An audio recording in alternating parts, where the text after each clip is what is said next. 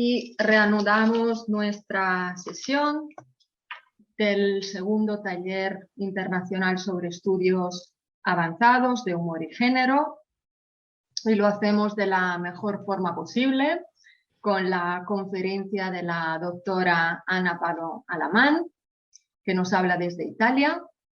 La doctora Ana Pano Alamán es profesora de Lengua y Lingüística Española en la Universidad de Bolonia.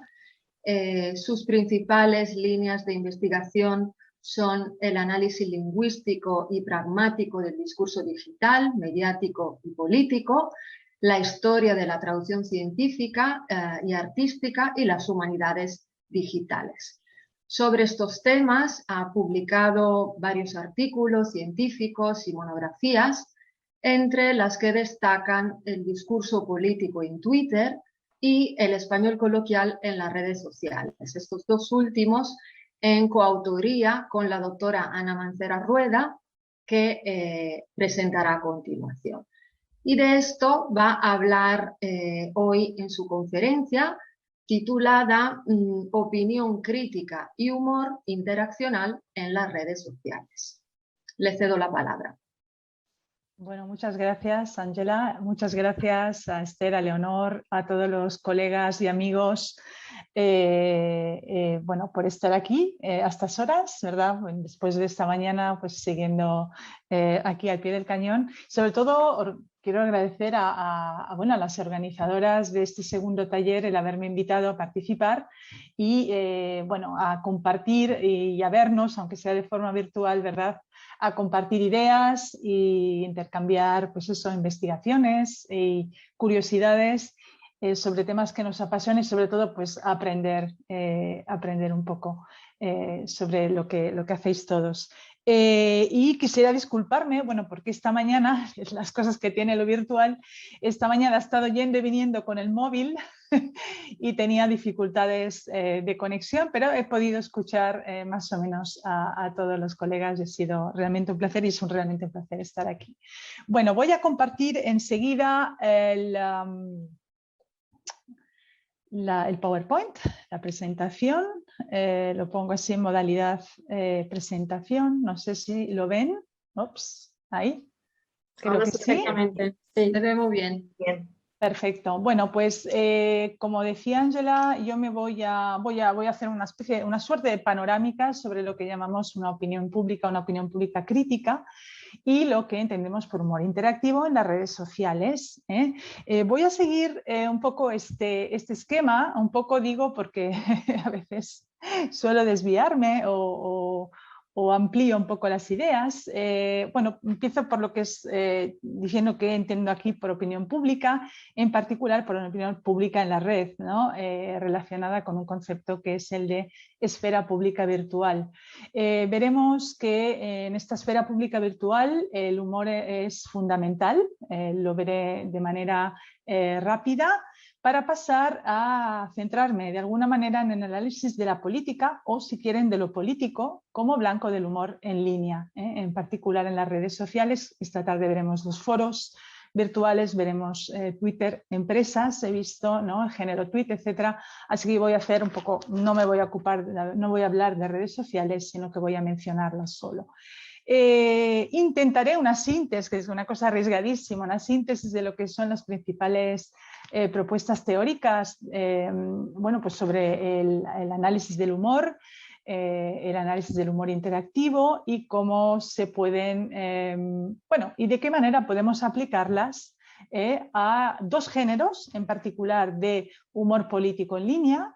Y bueno, esto me va a servir, serán muestras, no hablo de corpus porque no es un corpus, son muestras, ejemplos que yo extraigo de investigaciones precedentes y de investigaciones que estoy llevando a cabo. Así que no presento una análisis, una investigación propiamente dicha de corpus de estos dos géneros, que son las cuentas parodia y las memes políticos, para llegar al final a unas reflexiones más, como se suele decir, más preguntas que respuestas en función de lo que vamos a ir viendo. Bien, bueno, Diré solo que, como ya sabéis, ya saben, en las últimas décadas, ya desde hace bastante tiempo, lo que entendemos por opinión pública se ha desplazado desde los salones domésticos, los cafés en los que la ubicaba Habermas,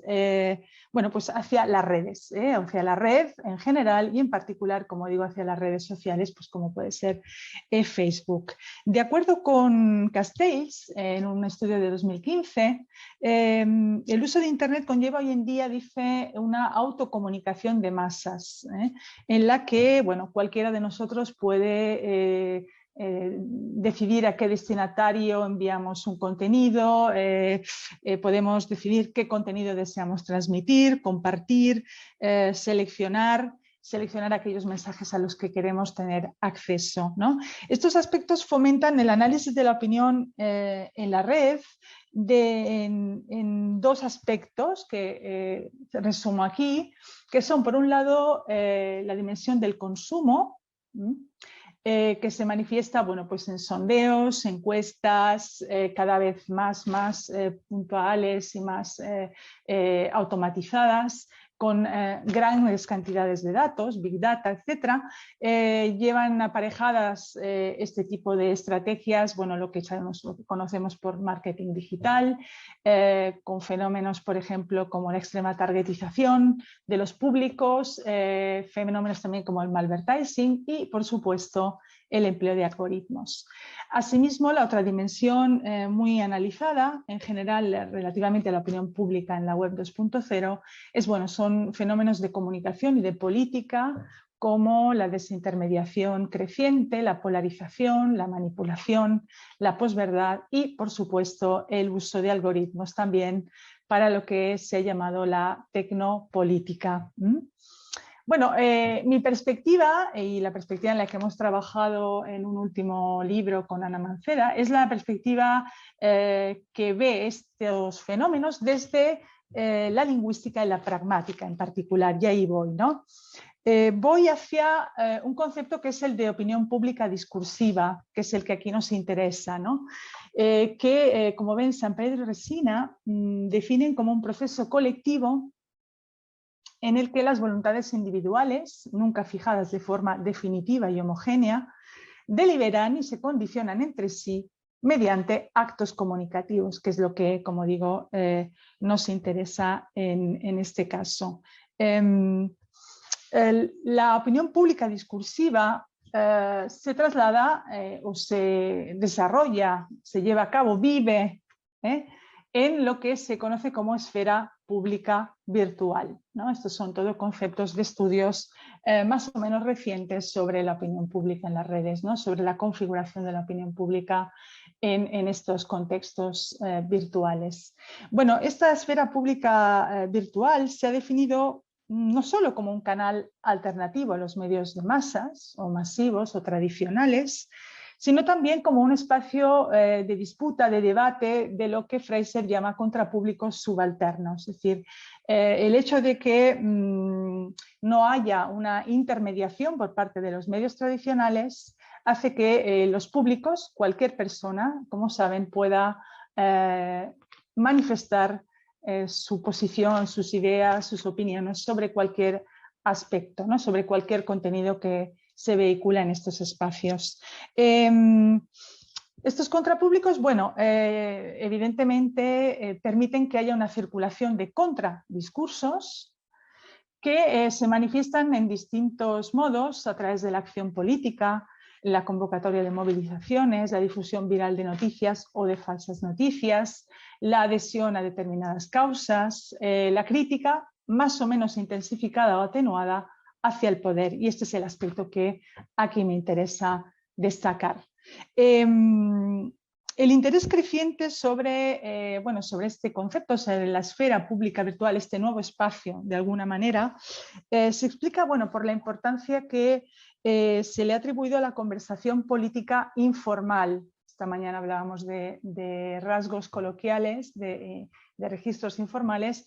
Evidentemente aquí circulan unos discursos que manifiestan este tipo de informalidad y que pasa a discusión o al debate tipo político, ¿no? Dicha conversación se apoya a menudo en fuentes, materiales, lo veremos, memes disponibles en línea, a los que accedemos muchas veces de forma imprevisible, a gran velocidad, seguramente a través de los móviles, lo que de alguna manera fomenta un desplazamiento del debate, si quieren, racional, a un debate más emocional, caracterizado por las emociones a corto plazo. En este sentido, Papacarisi ha incorporado el término de affective publics para hablar de debate, como digo, en las redes sociales, debate político, más o menos politizado, que permite analizar los modos de compromiso político que en las redes se relacionan, bueno, pues con estados de subjetividad colectiva. Esto es lo que llama ella subjetividad colectiva. Otro concepto importante aquí es el de la conexión, la afiliación, ¿no?, de la que habla, por ejemplo, Zapaviña sobre Twitter, ¿no? Bueno, en todo este contexto vemos, sobre todo en los últimos estudios, que el humor juega evidentemente un papel fundamental. Y este es un poco el interés de esta charla, ver efectivamente cómo el humor se construye, se elabora, se co-construye en estos contextos. Bueno, esto lo sabemos todos, nos acompaña desde siempre, cambiando forma, contenido, estilos, sobre todo dando respuesta a tendencias socioculturales y tecnológicas. En la red, en particular, o en las redes, se produce, como decía, una conexión rápida, discontinua. Estos son un poco los rasgos, diríamos, de este tipo de interacciones. La producción e interpretación de los mensajes, que son generalmente breves o brevísimos, y que se acumulan en poco tiempo en un mismo espacio, son inmediatos. Esto lleva a un tipo de interacción particular, específica, con unas condiciones específicas también. Y además, la facilidad de crear, de evaluar, de comentar, de compartir contenidos, transforma los géneros.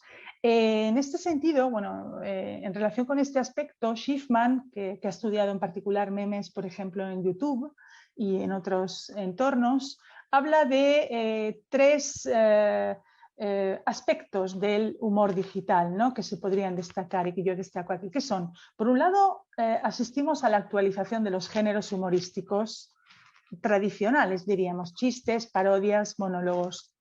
Por otro lado, podemos hablar de una difusión, de la difusión del humor viral, ¿no?, de forma viral o viralizada. Y en tercer lugar, habla él de una reelaboración o creación, en este caso o en estos contextos, de nuevos tipos de humor. Esto de manera muy sintetizada, evidentemente, para ver de qué manera Internet, en particular las redes sociales 2.0, interactúan con los géneros humorísticos, crean nuevos géneros o bien difunden de manera particular, viral, con toda una serie de consecuencias para la comunicación y la interacción que deberíamos tener en cuenta si analizamos el humor en línea. Bien. Yo he traído aquí 4 ejemplos para ver un poco este tipo de cuestiones. El primero es el de la Annoying Orange, que es la naranja molesta. Yo no sé si recuerdan, esto es para muy boomers, diría, que era una web serie de humor negro que se volvió viral precisamente en YouTube hace unos años, desde 2009 a 2013, como digo, es un poco boomer, es un poco para quien la ha visto hace ya unos años.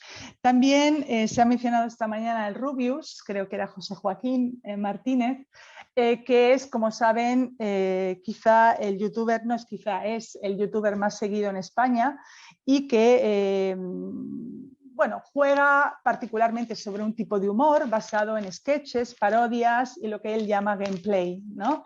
Y este es un tipo de humor que se adapta de alguna manera a este nuevo contexto. También podemos mencionar, por ejemplo, en este tuit, la cuenta parodia de Esperanza Aguirre, una cuenta parodia que tuvo muchísimo éxito, que bueno, ahora ha dejado de ser activa. Esta era la cuenta parodia de Esperanza Aguirre, expresidenta de la Comunidad de Madrid. Y bueno, como digo, esta cuenta tuvo efectivamente mucho éxito. Lo interesante que es que de alguna manera estas cuentas que buscan ridiculizar al sujeto parodiado, en este caso a la política, pueden tener de hecho un efecto positivo sobre el sujeto parodiado. Esto es lo interesante, por ejemplo, de lo que ocurre en estos contextos. Y por último, el meme, uno de los tantos memes, quizá uno de los más conocidos, del archiconocido Hola, ¿qué hace? Bien.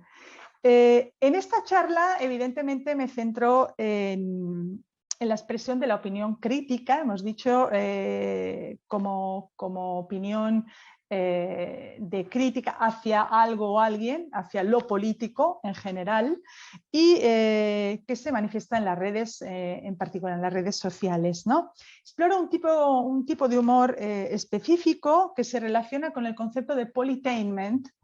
Este es un concepto que se ha utilizado en estudios de discurso político digital, sobre todo, y el discurso político actual, un poco relacionado, por ejemplo, con los fenómenos de conversacionalización, de Faircloth, etc.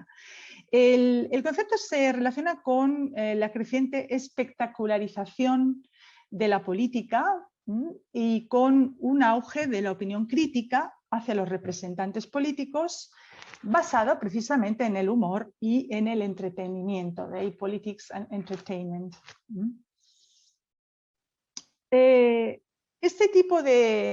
Este fenómeno responde un poco a la posibilidad cada vez más explotada por parte de los usuarios de las redes, de los ciudadanos, de publicar contenidos sin intermediación mediática, por ejemplo, como decía antes, y que expone a los políticos al comentario inmediato, ¿no? De lo que dicen o han dicho o han hecho en otro lugar y momento, en lo que es un acto de enunciación permanente.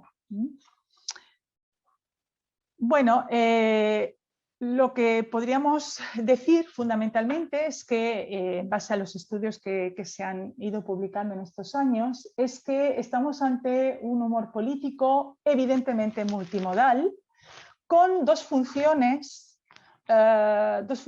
principales, diríamos. No son las únicas, pero son las principales. Son aspectos con los que yo estoy de acuerdo y que yo he visto en estudios sobre el discurso político digital en español, que son bueno, expresión de la ciudadanía con el objetivo de criticar, desafiar a la autoridad, o bien construir grupos, ¿no?, identitarios, es decir, reforzar y construir una identidad grupal. Resumido, como han dicho Arciaches y Zacona o Mazzolini y Bracciale, es un tipo de humor en los medios sociales, sobre todo que se co-construye a través de interacciones, de ahí el interés, ¿no?, del humor interactivo, que es al mismo tiempo subversivo y reforzativo, diríamos, de, bueno, no solo del grupo social identitario, sino también de valores ideológicos, etc. Y aquí les traigo una última cita de Chiaro, de un estudio reciente, que me parece interesante también destacar, donde ella dice que Internet es una suerte de playground, ¿no?, donde compartimos, bueno, tonterías, diría yo, shillings, que contienen más de una verdad sobre quienes nos gobiernan. Y este es un aspecto que me parece muy interesante. El otro aspecto que me parece fundamental tener en cuenta es que pasamos de un humor, dice ella, slow, a un fast humor. Y como decía, bueno, la inmediatez que caracteriza la interacción en las redes sociales, en Internet en general, y el hecho de que asistamos a un humor rápido, evidentemente conlleva toda una serie tiene toda una serie de efectos luego en el análisis del humor que se desarrolla en estos contextos y obviamente en cómo podemos analizarlo, ¿no? Con qué elementos e instrumentos podemos analizarlo. Es decir, esto nos plantea una serie de desafíos. Esta es la idea. Bien. Les traigo, por ejemplo, un caso. Por ejemplo, el hecho de que, como decía, gran parte de los análisis sobre lo que Mazzolini y Bracciali llaman la política pop online señalan una creciente memetización de la política, así se ha llamado.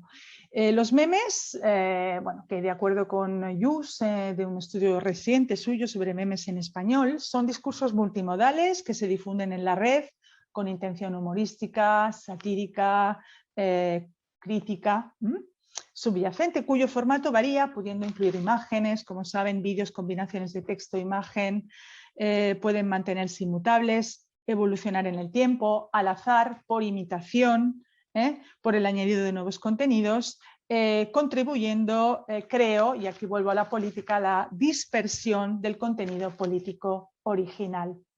Por eso me interesa aquí la idea de meme, que creo veremos más tarde en análisis que seguramente más detallados sobre este género.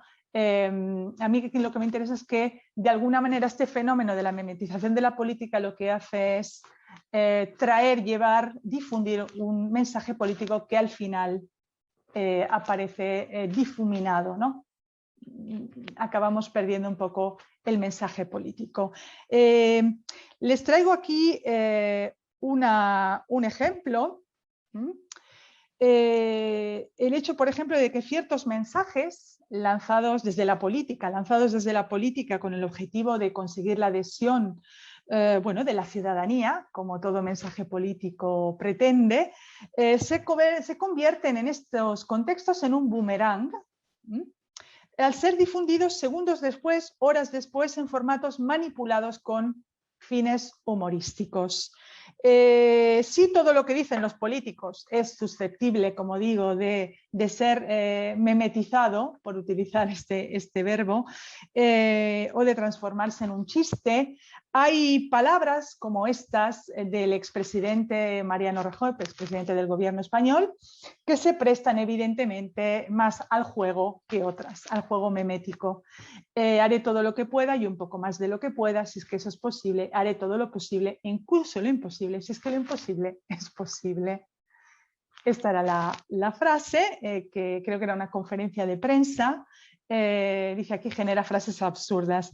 Aquí lo que me interesa es que estas palabras de Rajoy entran en este proceso de memetización, desplazándose, recontextualizándose en sentido humorístico. En primer lugar, en un diario digital, como ven en público, en esta sección de Tremending Topic, ¿no? Que ya de por sí es una sección de tipo humorístico, de burla, diríamos, del mensaje político mediático. Pero también se desplaza a numerosos tweets, y aparece, por ejemplo, en la cuenta de No te metas en política, con un chiste, ya hace Maraíno con ponerse la corbata cada mañana, o bien en boca del personaje de una conocida serie de televisión, How I Met Your Mother, o incluso en una galleta de la suerte, como ven, lo que hace que de alguna manera estas palabras, que como digo, aparecen en un contexto político con un objetivo y un mensaje de un cierto tipo, evidentemente se desplazan, se recontextualizan en sentido humorístico para, de alguna manera, creo yo, amplificar hasta el infinito el insignificado nonsense del original. Estos son fenómenos que me interesan y que me interesa aquí un poco destacar por su interés, como digo, para la investigación sobre el humor en redes. Como decía, en las redes los usuarios pueden responder, remediar, mediatizar, recontextualizar, modificar el contenido, generando secuencias creativas, dicen Giovanni Pisacona, donde las reacciones en secuencia bueno, pueden servir como reconocimiento del acto humorístico inicial. Pongamos las palabras de Rajoy ya en el periódico El Público en una sección humorística, ¿no? pero invitan al mismo tiempo, bueno, como ven, a que haya ulteriores respuestas, es decir, que haya una reacción en cadena a partir de ese acto humorístico inicial. Bueno, a partir de esta idea, que ya se centra en el humor interactivo en línea, he traído aquí tres posibles enfoques de análisis. Por lo que yo sé, los enfoques que se han aplicado, las perspectivas desde las que se ha analizado este aspecto. La primera es la de la aplicación de las unidades de la conversación coloquial en español, del modelo valesco que hemos visto esta mañana, que Ana Macera y yo hemos aplicado a redes sociales, por ejemplo a Facebook, Twitter, etcétera. En particular, en un estudio de 2014 en el que analizamos las unidades conversacionales, precisamente para verificar si efectivamente la conversación, si esas unidades funcionaban en Twitter, analizábamos la interacción entre parlamentarios españoles y ciudadanos, con una atención particular a la intervención e intercambios, con mensajes iniciativos y reactivos, y a los diálogos, ¿no? a la prolongación de más de un intercambio. En este sentido, vimos, por ejemplo, que eran fundamentales, que el humor estaba presente, evidentemente, sobre todo un humor crítico, una ironía. Hemos hablado esta mañana también de lo difícil que es la ironía, ¿no? Captarla y explicarla y ver la diferencia con el humor. Pero al mismo tiempo veíamos que los marcadores interactivos jugaban un papel fundamental en este juego de turnos, de alternancia de turnos. Bueno. Esto por un lado. En segundo lugar, ya aplicado al humor interactivo, porque las unidades de la conversación coloquial no se ocupaban de humor, el segundo planteamiento, que es el de Zacona, sí propone ya otro marco, ¿no? Diríamos, de análisis de este humor interactivo en línea, a través del concepto, como saben, del Online Joint Fictionalization, que también retoma de la conversación cara a cara, fundamentalmente, de estudios sobre la conversación cara a cara. En este modelo se habla de iniciación, por tanto, acto humorístico inicial, de un reconocimiento, de una creación, de un imaginario, de una construcción cooperativa del humor y de una terminación de un final. Es decir, cuando el humor muere de alguna manera por sí solo, no hay reacciones y se acaba ahí. Por último, las reacciones analizadas, por ejemplo, por Piata o Chagas, a memes político-electorales. Los memes, por lo que yo tengo visto hasta ahora, son sobre todo en clave política, se relacionan muy especialmente con las campañas electorales. De hecho, Macera y yo presentamos un estudio sobre memes electorales. Aquí hablamos de multimodal political humor. En estos casos se aplican las reacciones, se aplican los dos modelos de alguna manera, el conversacional y el de la Online Joint Fictionalization. En Facebook, en el caso de las elecciones griegas que estudia Piata, y en Twitter, en el caso de las elecciones en Brasil, aplicado por Chagas y otros. Entonces, bueno, estos son un poco los modelos de análisis del humor interactivo en línea, en particular, como ven, con aplicaciones al humor político o al humor de contenido político. Bueno, a partir de lo que acabamos de ver, como les he dicho al inicio, lo que intento aquí es hacer una síntesis de las propuestas teóricas que sigo en el análisis que llevo a cabo, en los análisis que llevo a cabo del humor interactivo político en línea.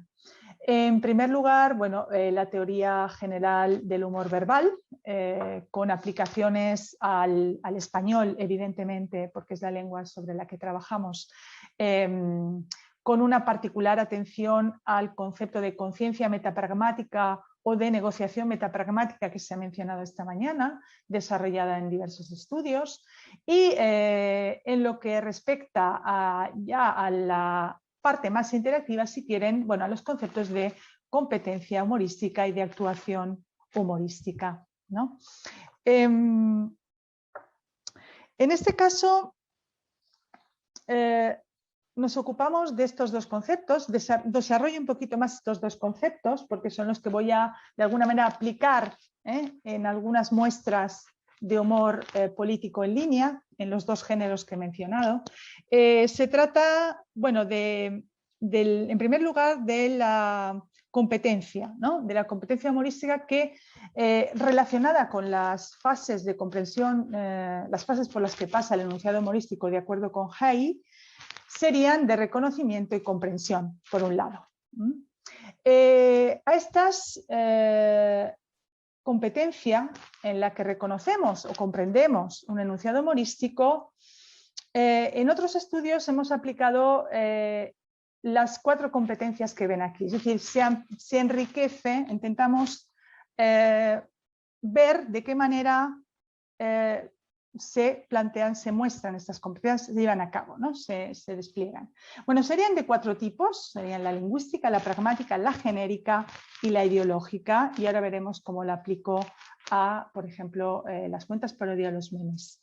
Por otro lado, la actuación, que prevé un aprecio y un acuerdo, también lo hemos visto esta mañana, en este caso teniendo en cuenta la interacción, ¿no? En este caso el aprecio y el acuerdo están relacionadas con la actuación, como decía, y en estas fases, bueno, se suele mostrar una valoración positiva si hay un aprecio, como ya hemos dicho, del enunciado humorístico, y se puede mostrar un acuerdo, y a partir de ahí pues puede haber interacción propiamente dicha en el sentido de co-construcción del humor, ¿no?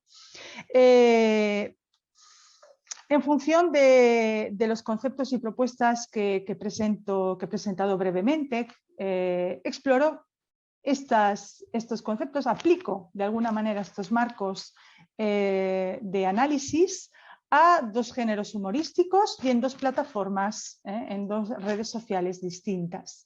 Lo que me interesa, como les decía, es ver qué desafíos plantea al estudio del humor en línea de carácter político. Bien, vamos a ver en primer lugar la parodia en Twitter como género específico. Bien, en relación con la parodia cabe recordar que el medio digital permite suplantar la identidad de un político. Hemos visto el caso de Espeonza Aguirre. De tal manera que el usuario de esa cuenta, quien está detrás de esa cuenta parodia, se presenta ante una audiencia imaginada en Twitter con su imagen, con la imagen del parodiado, más o menos distorsionada, con su forma de hablar o de actuar, o bien para imitarle, pero sobre todo para criticarlo, para ridiculizarlo y criticarlo. Este es un poco el objetivo de la cuenta parodia en Twitter. Los efectos de este tipo de manipulación, que funciona de hecho un poco como la sátira, se adapta al medio velozmente y puede paradójicamente contribuir a realzar la imagen del político, como decía antes, ¿no? En el caso de Espeonza Aguirre. Les traigo aquí las primeras 2 muestras de cuenta parodia. Estos 2 ejemplos corresponden a 2 tweets publicados en la cuenta Face to Fake, como ven. En ellas se publican breves secuencias de películas, de series, es decir, tenemos, son siempre artefactos multimodales y con un texto y una imagen animada. Se trata de series, programas de televisión, cuyos protagonistas aparecen con la cara, face, de personajes públicos, generalmente políticos, objeto de la burla. En el primer caso vemos, ya lo habrán reconocido algunos de vosotros, algunos de ustedes conocerán la cara del líder de Vox, Santiago Abascal, en el cuerpo de un niño vestido de diablo, fundamentalmente.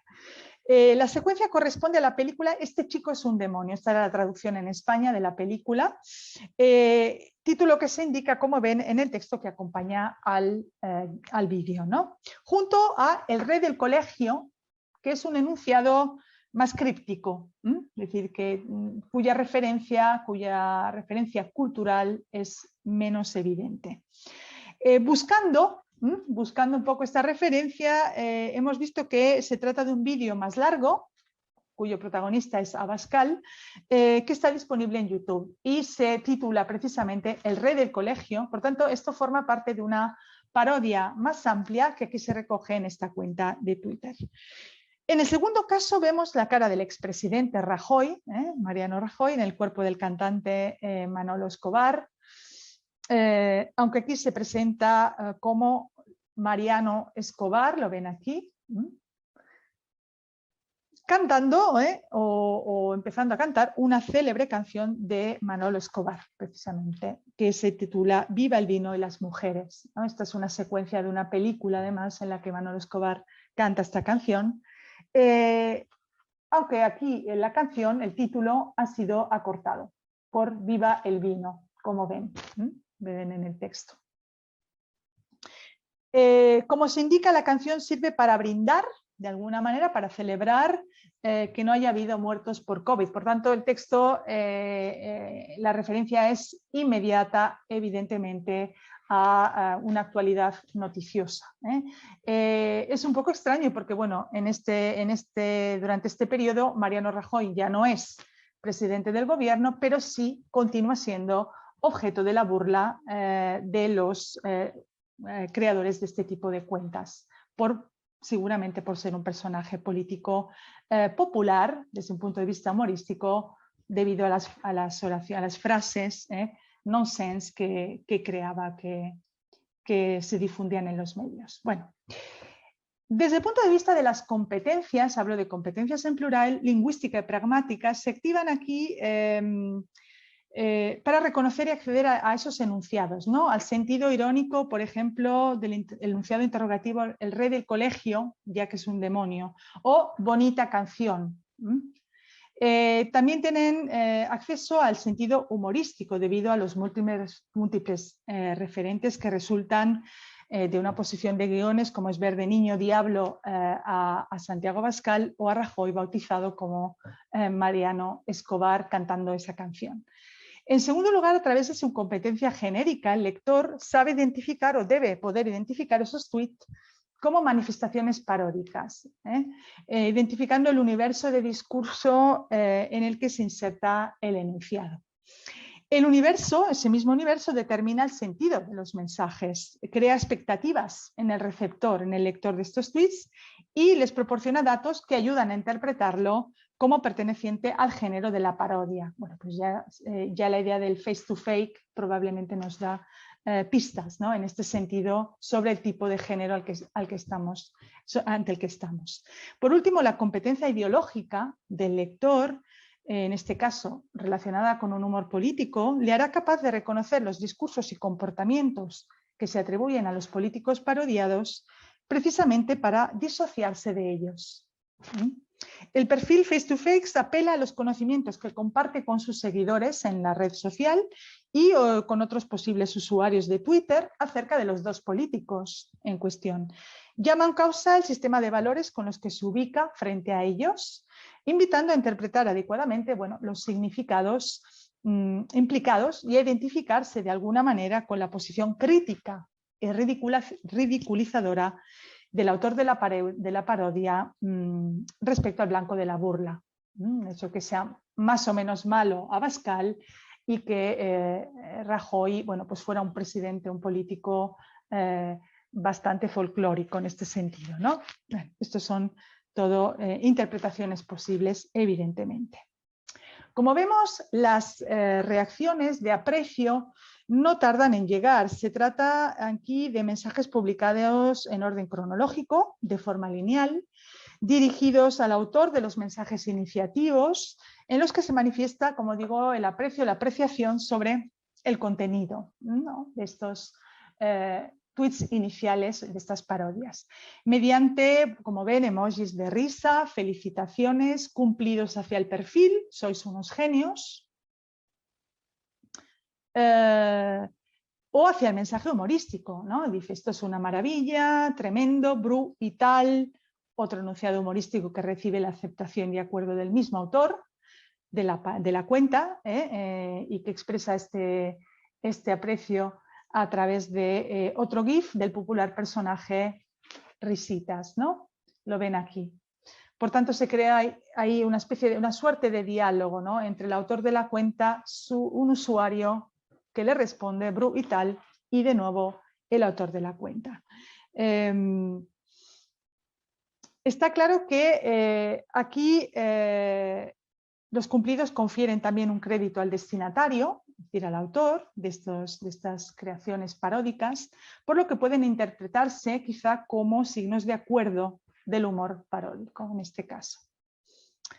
Veamos otro ejemplo, el de este mensaje publicado en una cuenta parodia, aquí sí, del presidente del gobierno, Pedro Sánchez, y como ven está indicado parodia.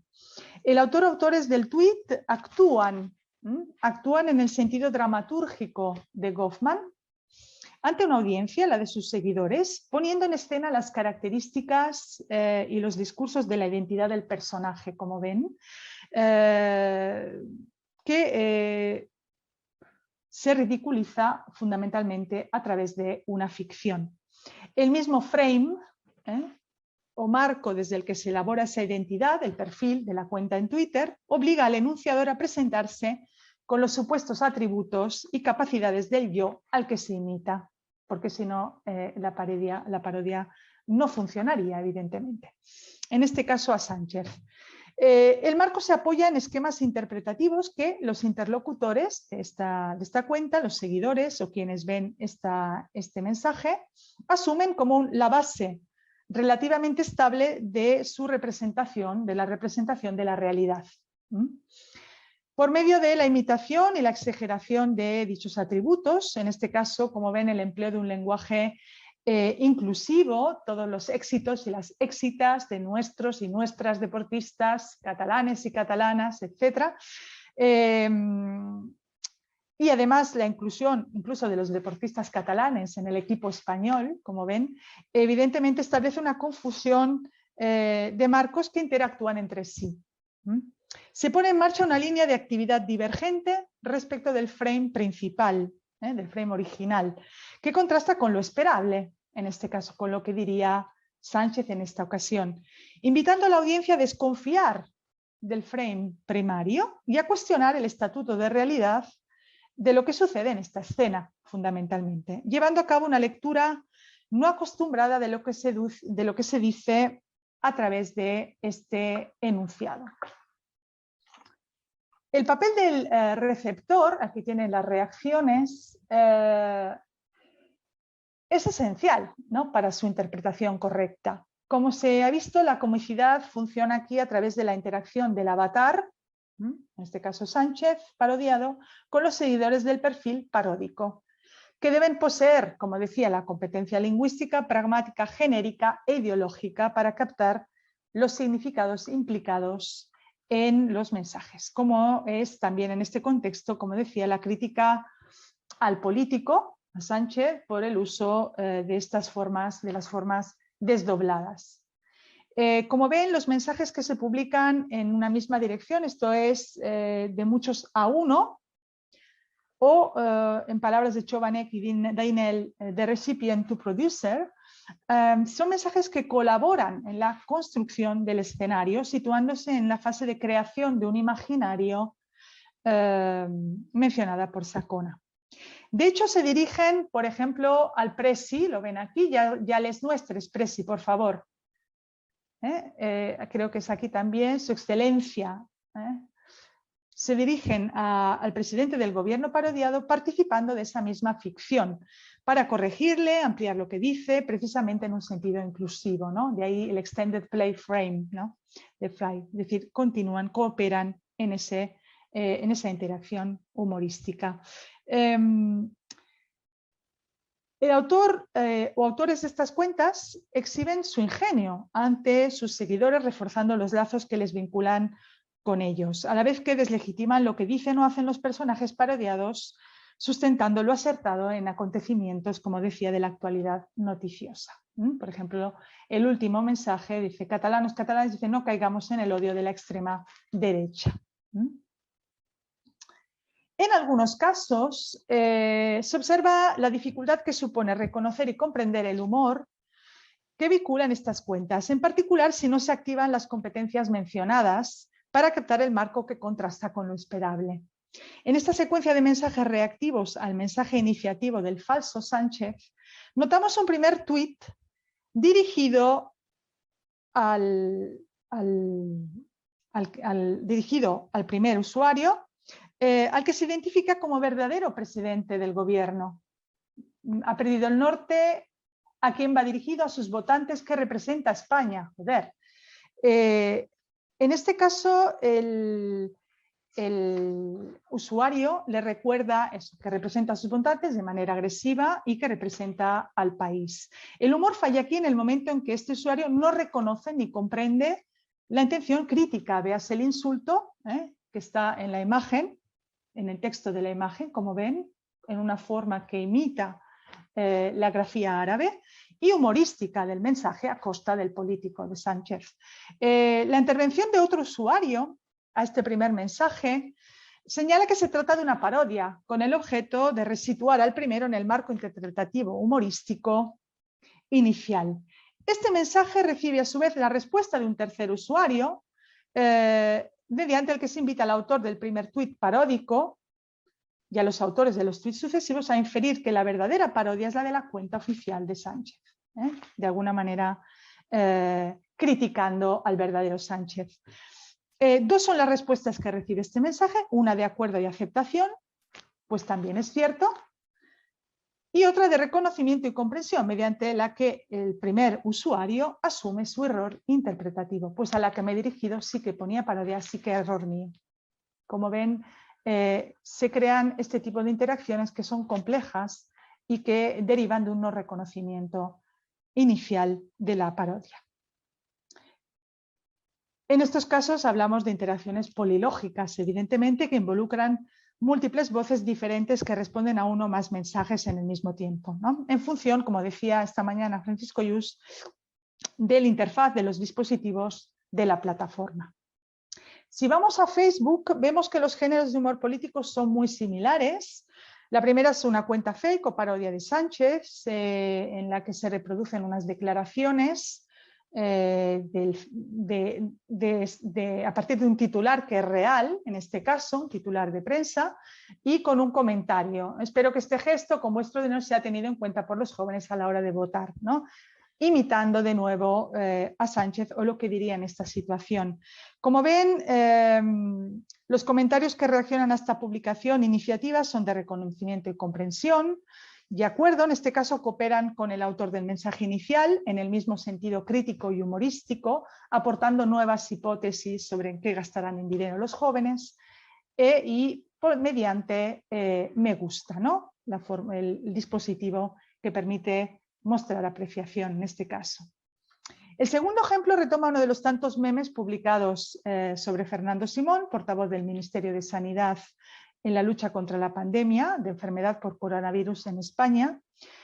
Su imagen, como saben, se hizo muy popular por distintos motivos, generando diversos memes. Aquí se muestra la imagen del actor cómico Marty Feldman, como ven, con sobreimpreso el título anunciando que Simón se ha vacunado, ¿no? Activando de alguna manera una oposición de guiones entre ambos sujetos, en este caso, ¿no? El efecto humorístico resulta de la aparente semejanza física supuesta entre ambos, ¿no? Siendo el primero, además, muy célebre por su personaje Igor en Frankenstein Jr., ya en un marco humorístico. Aquí se activa también la competencia, la actuación humorística por parte de los usuarios que, como ven, muestran su aprecio, bueno, mediante stickers que no se encuentran en Twitter, y esto ya es una primera diferencia entre las dos plataformas. Hemos hablado de los stickers esta mañana, pero también a partir de GIF, que sí se encontramos en ambas plataformas, o de emojis, o incluso de comentarios, un ulterior comentario en el que se da voz a Fernando Simón, ¿no? Se parodia a Fernando Simón en este caso. Respecto al género de los memes políticos, que ha sido ampliamente analizado, vemos aquí algún ejemplo publicado durante la campaña electoral, la última campaña electoral de las elecciones generales de 2019, extraídos de distintas cuentas de Twitter. en el que asistimos a un tipo particular de meme que combina imagen con el texto que comenta, ¿no? Aquí tienen el fotomontaje de Albert Rivera, líder de Ciudadanos, que lleva en la mano una suerte de tarjeta. Bueno, la interacción humorística se produce aquí entre el mensaje, ¿no? El humor se produce entre el mensaje y la imagen que llevan al efecto humorístico. Aquí hay que saber, competencias activadas, que durante el debate Rivera mostró una serie de elementos dispares, como un adoquín, fotografías, un mapa de España, distintos objetos que sirvieron de argumento a sus propuestas. En este caso lo vemos con uno de los tantos objetos o documentos que presenta, probablemente después de haber mostrado muchos otros, que han llevado de hecho a muchos memes de este tipo con esta imagen, ¿no? Cambiando los objetos. El enunciado, como siga poniendo trastos en el atril, va a salir Maricondo y le va a dar una hostia, como ven, es el que de hecho produce, ¿no? el efecto humorístico, porque bueno, activa una oposición de guiones en el que se habla de trastos en el atril, lo cual no es esperable en un contexto de debate electoral, y se alude a Maricondo, conocidísima, célebre escritora, conocida por sus consejos para ordenar cosas, cuya presencia en el debate atacando al político, bueno, pues sería más que improbable. Notamos aquí el grado elevado de aprecio hacia el contenido humorístico del meme en los 16.900 me gusta. Y esto es un aspecto que creo hay que tener en consideración también cuando hablamos de humor interactivo en redes, cuando puede haber por fuerza no hay respuestas, pero hay un tipo de respuesta a través de esta affordance o dispositivo. Bien. Bueno, el segundo ejemplo es el del meme. Perdona, Ana, sí. 2 minutos. Perfecto, voy acabando. Es un ejemplo con los Backstreet Boys. Como ven aquí, bueno, pues son los emoji y los GIF que ya hemos visto en Facebook, por ejemplo, que de alguna manera circulan por distintas redes. Voy acabando. Perfecto. Entonces, bueno, a modo de conclusión, como he dicho, podemos ver que en el humor político en línea lo que asistimos a una suerte de reformulación de la parodia y la sátira a través de géneros como el meme y el fake o la cuenta parodia, que exageran y distorsionan los rasgos del blanco de la burla y, bueno, establecen una confusión de marcos. Activamos para entender este tipo de humor político, se activan en la fase de competencia una serie de competencias que tienen aquí. Creo que fundamentalmente hay que tener en cuenta la genérica, la multimodal, ¿no? Imagen, texto, like, reply, emoji, GIF, que son todo lo que podemos utilizar para comunicar, e ideológica, si hablamos de humor político, donde se comparten, decíamos, valores de endogrupo y los valores del exogrupo que están en oposición. En la fase de actuación, en la competencia en la performance, hablamos de interacciones polilógicas, sobre todo de aprecio y acuerdo, de valoración, de actitud crítica y de posicionamiento ideológico, creo, que es el que de alguna manera a través del cual se expresa la opinión. Los objetivos que vemos generalmente en este tipo de contenidos humorísticos es entretener a las audiencias imaginadas en las redes, mostrarse originales, reforzar los valores compartidos, afiliación y atacar o debilitar los valores ideológicos del parodiado, del memetizado y los de su grupo ideológico.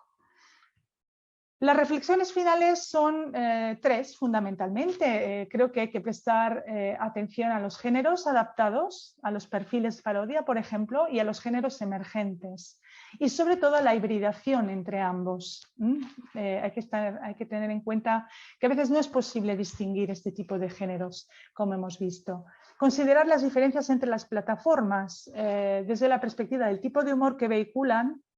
En Facebook es más crítico que en Twitter, eso es lo que yo he notado, y desde el punto de vista de la competencia y la actuación.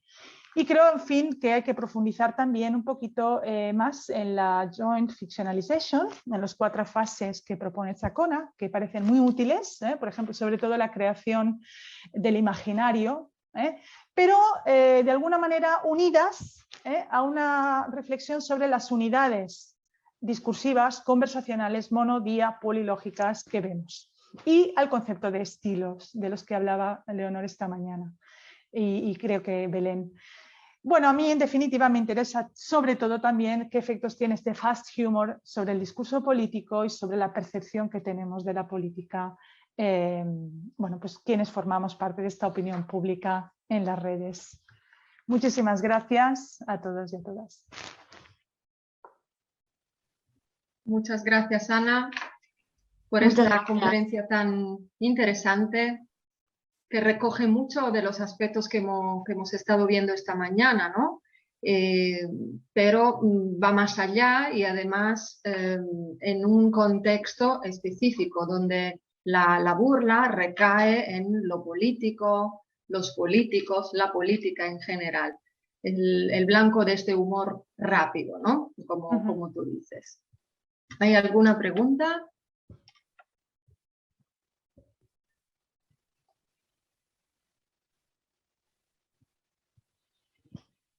Bueno, hay varios comentarios que te felicitan, Ana.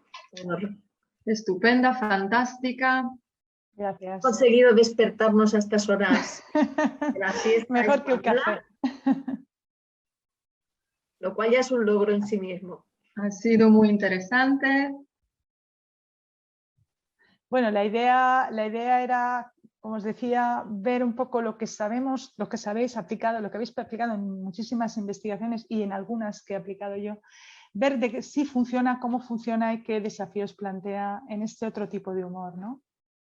Que es también interactivo, pero que es, como decía Ángela, sobre todo muy crítico, ¿no? Y tiene clara la burla, ¿no? El objeto, el famoso recurso, ¿no? De la meta, ¿no? El blanco.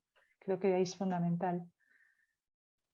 A mí me interesa mucho, Ana, precisamente toda esa parte de lo que comentabas, ¿no? Del performance humor, ¿no? Del humor como actuación, de la apreciación, de las respuestas como reacciones, como manera de negociar ese humor.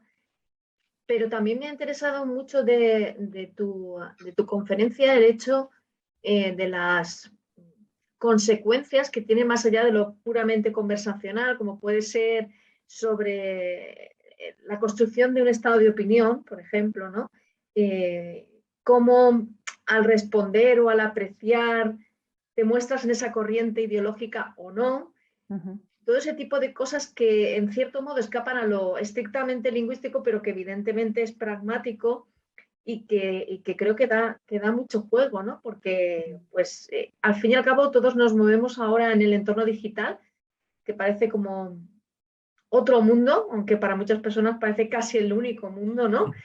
Y no sé, eso también me hace reflexionar sobre esa cuestión ideológica, ¿no? Cómo nos dejamos influir por esas cuentas paródicas o por esa memetización o por esas fake news que tomamos como el único discurso, por ejemplo. En fin, hay una gran cantidad de temas muy interesantes ahí. Gracias. Gracias a ti. Bueno, Ana, hola, ¿qué tal? Hola, Paco. ¿Qué tal? ¿Cómo estás? Bueno, me ha encantado tu conferencia, muy chula. Yo veía, mientras te escuchaba, veía una complementación muy clara más allá del discurso intercambiado, que es el tema de los efectos no proposicionales, que para mí son básicos en este tipo de humor. La idea de que muchos de los intercambios que han mostrado conllevan la expectativa de una mutualidad de información a la cual se parodia y que tiene unos efectos claros de copresencia, de conexión, de pertenencia al grupo, etc. Yo publiqué precisamente en un libro de Sakona, de Sovanek y Sakona, un capítulo que se llamaba Efectos no humorísticos del humor en Internet, que hablaba un poco de toda esa importancia de ir más allá del texto y ver por qué la gente se siente también compartiendo este tipo de críticas y de parodias que conllevan un conocimiento previo compartido, ¿no? O sea, que sería una buena complementación del estudio. Totalmente de acuerdo, sí. Porque, bueno, efectivamente creo que se activan ahí toda una serie de mecanismos, ¿no? Cognitivos, como decías tú, porque son enunciados que van más allá, ¿no? Del efecto humorístico seguramente, ¿no? Por eso he añadido al final, de alguna manera, la valoración crítica y el posicionamiento ideológico. Sí, claro, la parodia conlleva una aceptación, una revelación de mutualidad de información que a su vez genera sentimientos de conexión, copresencia. Exacto. de presencia en la ausencia, de ser un grupo concreto de personas que entienden o los que no entienden, lo que llaman en inglés in-group, out-group, y todo eso. Exacto. Sí, sí, y además desde un punto de vista, si queremos, de la cortesía, ¿no? Y de la descortesía, pues toda la cuestión de la afiliación. Exacto. Este es un tema que se ha estudiado bueno, lo he estudiado yo un poco con la ironía, por ejemplo, en la ironía en Twitter bueno, contra políticos, ¿no? Por parte de los ciudadanos, y está claro, ¿no? Este tipo de efectos, como dices, está clarísimo. Y sobre todo el funcionamiento que tiene, o sea, cómo sirve para crear afiliación ideológica, ¿no? Y o bien, porque no es solo yo pertenezco a este grupo, sino que a través de esta acción o de reacción, yo indico cuál no es mi grupo, ¿no? Porque Exacto. si yo me río de Abascal, evidentemente yo no soy amigo de este tipo de este político ni de lo que propone en general, ¿no? Van las dos direcciones, evidentemente, ¿no? Exacto. Refuerza el grupo, el in-group, pero al mismo tiempo de alguna manera se desasocia, ¿no? De todo lo que representa ese exogrupo, ¿no? O el outgroup.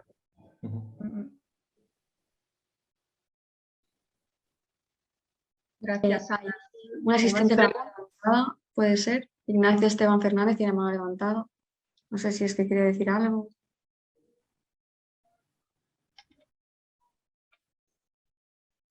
Ignacio. Bueno, pues equivocado.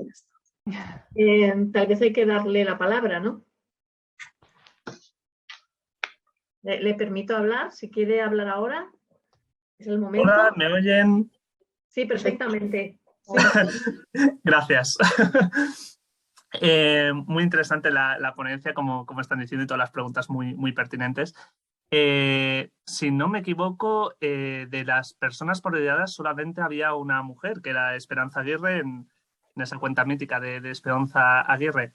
Sí. Y por un lado es interesante ver que la mayoría sean hombres, porque nos permite centrarnos en el aspecto más político, digamos, de la crítica, pero creo que también sería muy interesante ese aporte de cómo personas con identidades, bueno, estigmatizadas o minorizadas, podrían ser las mujeres, o se me ocurre un candidato homosexual como puede ser Miquel Iceta, cómo en muchas ocasiones el ataque contra estos individuos se mezcla la política, o incluso se convierte en política una crítica ideológica basada en esa identidad. Estoy pensando críticas, por ejemplo, desde una posición muy de derechas hacia candidatas femeninas expresamente por ser mujeres, o a un candidato como Marlaska, que lo hemos visto constantemente, ataques basados en su orientación sexual, pero que está embrollado con esa dimensión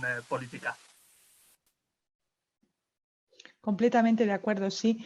Lo que yo he notado en los estudios que he llevado a cabo en estos años, en realidad, es que no sé, una cosa es el ataque, propiamente dicho, la crítica feroz, el insulto, el odio hacia seguramente determinados políticos, políticos que representan una determinada comunidad más o menos estigmatizada, mujeres, homosexuales,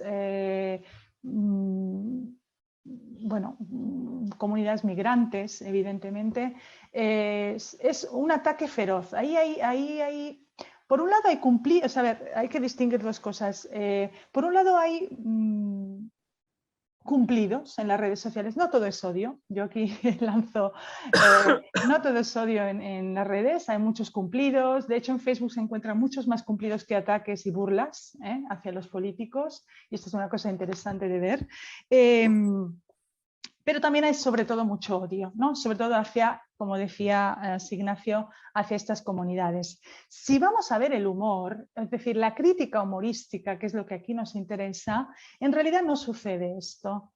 Si yo busco, bueno, parodias, por ejemplo, de políticas, mujeres políticas, o parodias de IZ, etc., yo puedo encontrar algunos memes, puedo encontrar algunos chistes esporádicos. Lo que sí veo es que, como todo lo viral y todo lo que tiene que ver con Internet, es que hay hay una lógica suya que no entendemos, que es por qué algunos personajes sí son objeto de memetización y otros no lo son.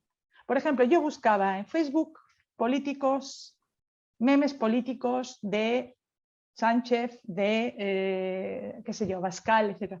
No encuentro, no hay poquísimos.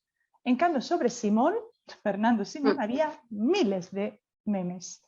Sobre Rajoy, te cuento. De Rajoy, exacto.